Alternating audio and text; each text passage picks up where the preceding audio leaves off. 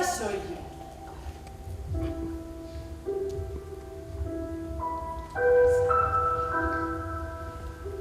¿Qué?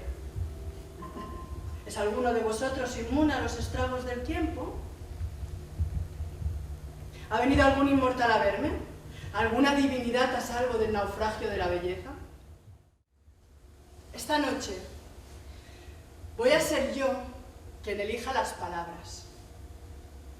Esta noche voy a ser yo quien me someta a vuestro juicio, a pesar de haber sido condenada de antemano.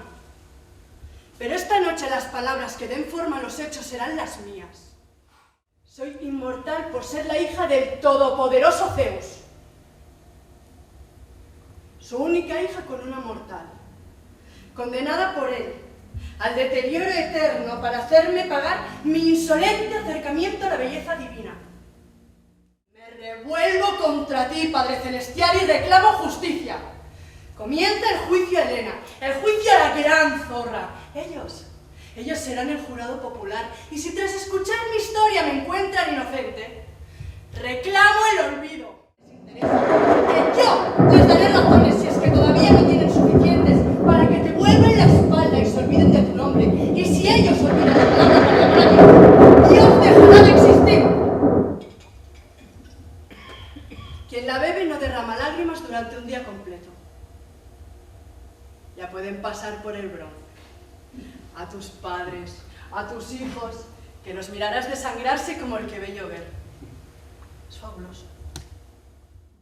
Pues no es más inverosímil que Dios Todopoderoso descendiera sobre una virgen en forma de paloma, tras ser anunciado por un querubín alado y que la preñase sin ni siquiera mancillar su virginidad. Distinto nombre, pero mismo Dios. Misma fijación por las mujeres de otros y misma perversión había. Tú, que no dudaste en inmolar a tus hijos si con ellos elevaba tu gloria. Tú, que te los follaste cuando tu deseo fue más fuerte que tu razón. Tú, que exiges que otros sacrifiquen a los suyos en pago de tus atenciones. Tu sei per me la più bella del mondo.